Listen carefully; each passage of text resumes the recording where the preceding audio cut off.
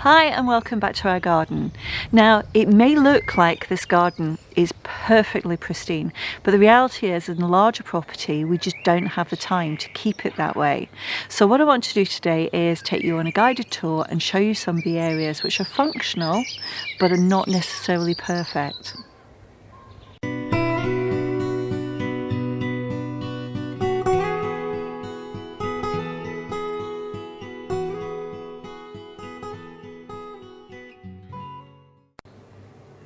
Hi, I'm Fiona. Now we're sat in this wonderful garden.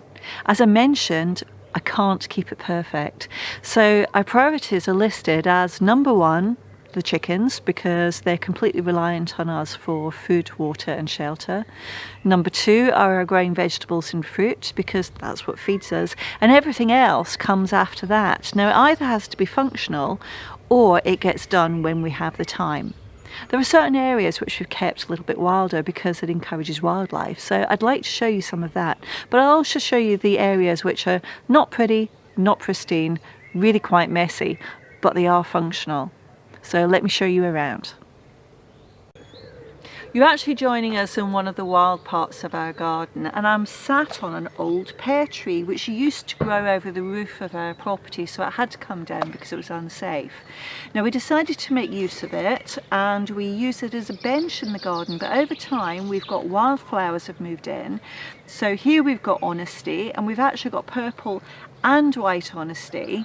We've got fox and cubs growing out of the stump itself, and behind me there's some foxgloves growing from it.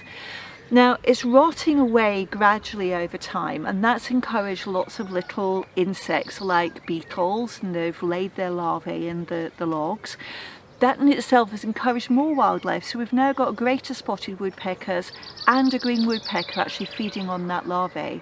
So it's going to encourage more and more wildlife as time goes on.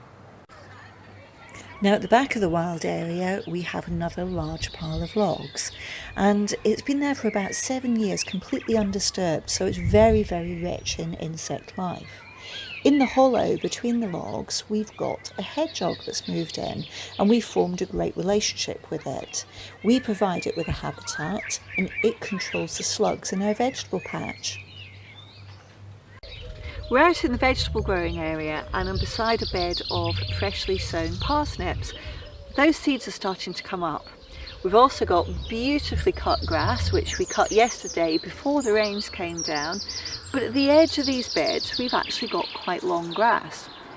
It's not showing grass seed yet, so it's not important to us. It's not affecting this growing space, and we can still actually walk around on this grass, so it's not a problem. I will trim it next week because it'll start to show grass seed at that point, and I don't want grass actually in the parsnips. But for now, who cares?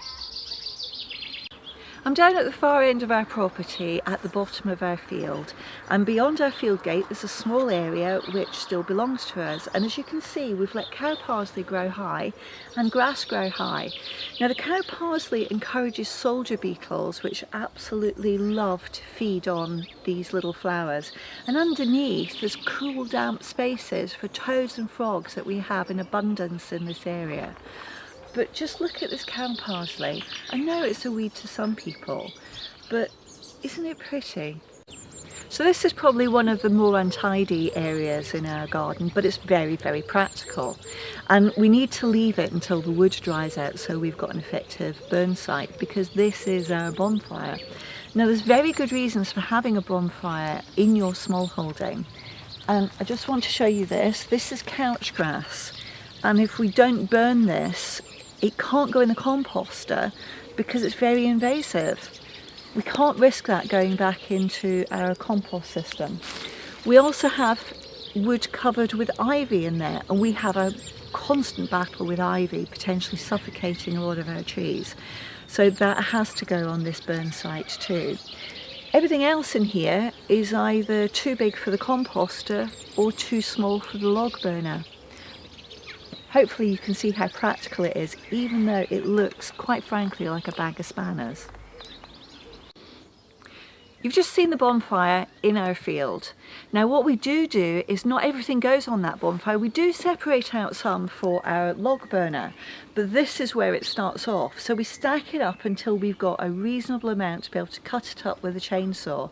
Then we need to season it for at least 2 years before it can go into the wood burner. This is where the wood comes to be seasoned. Now, as you can see, I'm actually stood on pallets, and that's because wood can absorb moisture from the ground, so it needs to be raised up so that it actually dries out properly for burning. Now, as you can see, there's a big empty space. That's because the wood that was in this area has actually been burnt this winter, and we only have a small amount of seasoned wood left to burn, and we'll probably get through that during the summer to heat the house. Behind me we have old veg crates. Now those crates are of no use to the local farmers because they are slightly rotten. There may be a plank missing here or there, so they're not good enough to transport their fresh vegetables, but they're good enough for us to actually maintain and stack wood for the next season. Now on top, weighted down, we've also used some other recycled materials. So these are roofing sheets that actually come from the barn behind us where we replaced the roofing about, I think about 5 years ago. But everything is recycled, and yes, it looks untidy, but it's practical. It's not a lifestyle magazine looking place. If we want to actually heat our home with wood, and heat our home with wood which is either free or unbelievably cheap, we can't be tidy. We just don't have the time if we're also going to be growing our own food. Well, thanks for watching, and I hope you found that informative. Now, if you have liked the video, please don't forget to give us a thumbs up. If you have any questions, leave those in the comments and we'll get back to you with any answers. And if you'd like to subscribe and click the notifications button, you'll be able to see any new videos that we post. So please do join us again soon, and thanks for watching.